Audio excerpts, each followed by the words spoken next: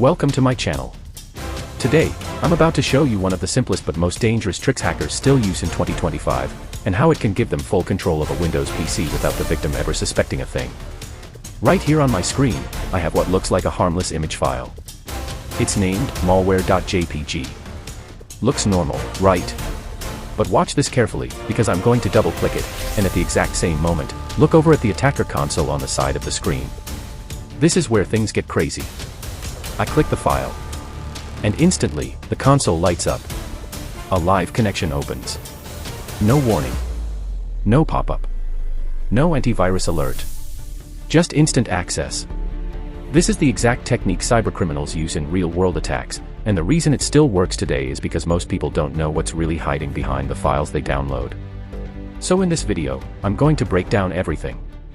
How attackers create the disguised file. How they rename it into a fake image.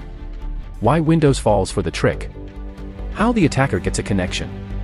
And most importantly, how you can protect yourself. Do not skip anything, because one small detail might be the difference between staying safe and becoming the next victim.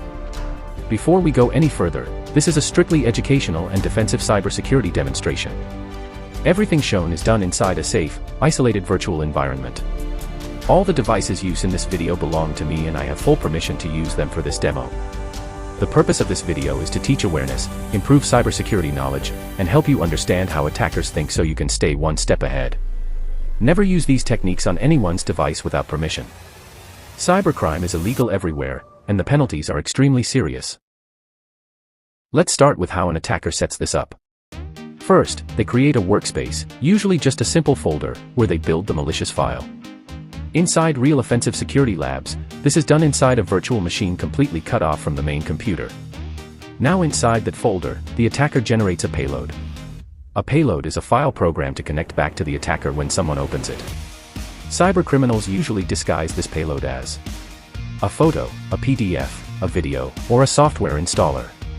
In our demonstration, I'll show a simple payload being generated, just like attackers would do, but again, nothing harmful here. Once the file exists, the attacker's preparation stage is complete. But this is where the real social engineering begins. One of the most successful tricks cybercriminals ever discovered is the double extension technique. Here's how it works. You take your malicious file, let's say it's named malware.exe. Then you rename it to something like malware.jpg.exe. Now here's the dangerous part.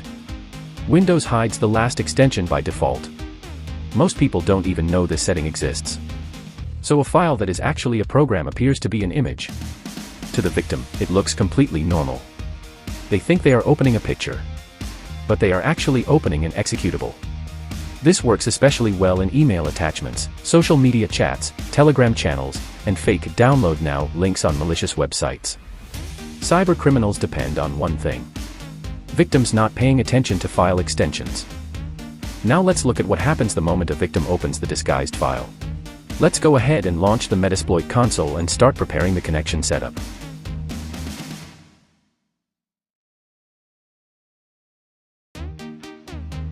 Right now, the attacker is opening the framework on their own machine, and in a moment, they'll begin typing in the exact commands needed to configure the listener.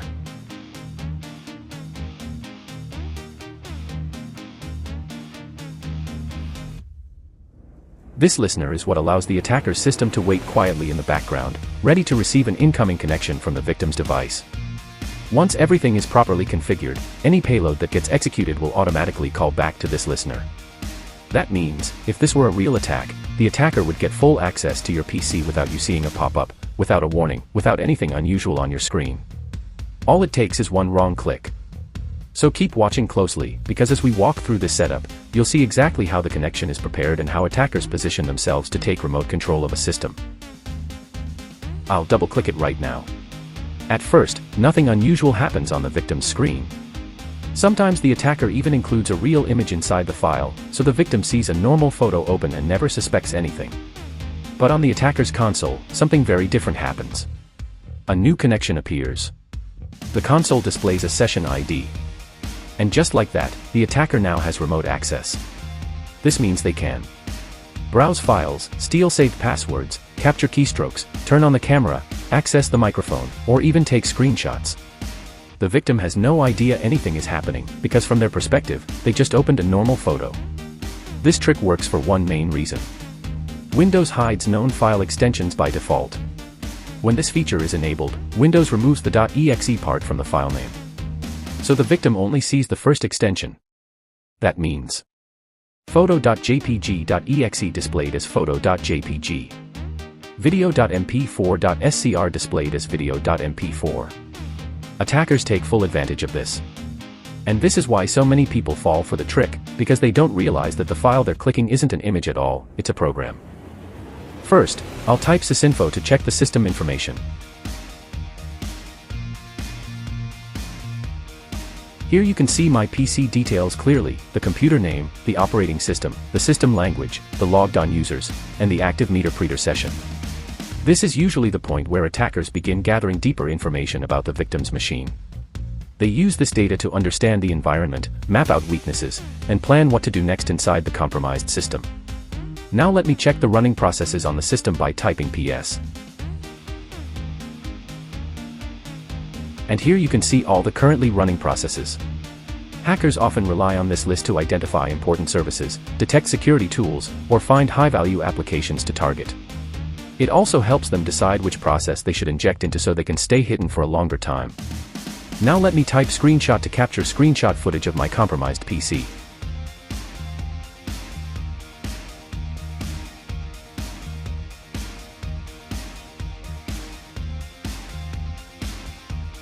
Hackers also use this screenshot command to monitor exactly what their victim is doing in real time.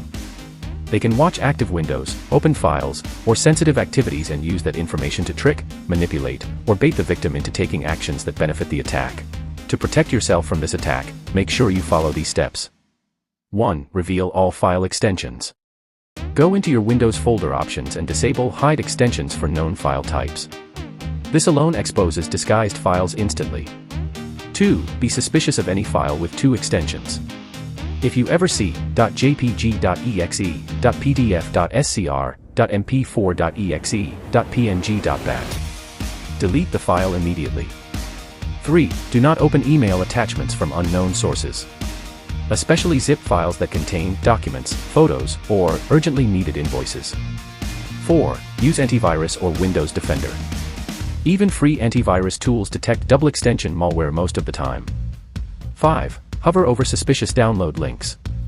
Check if the file type makes sense. If you click download photo and the file is named something.exe, that's a huge red flag. 6. Use a virtual machine for testing. If you download a lot of tools from the internet, run them inside a VM so your real system stays safe. 7. Keep Windows updated. Many social engineering attacks rely on outdated systems with weak settings. Everything shown in this video was done in a safe environment using simple and harmless demonstrations. The purpose is to educate you on how attackers operate so you can defend your system, your data, and your digital life. Using these techniques against other people is illegal, unethical, and dangerous. Always practice cybersecurity responsibly. If you learned something new today, don't forget to like this video, subscribe, and turn on notifications. I upload more cybersecurity breakdowns, malware explanations, and defensive tutorials every single week. Stay safe, stay aware, and I'll see you in the next video.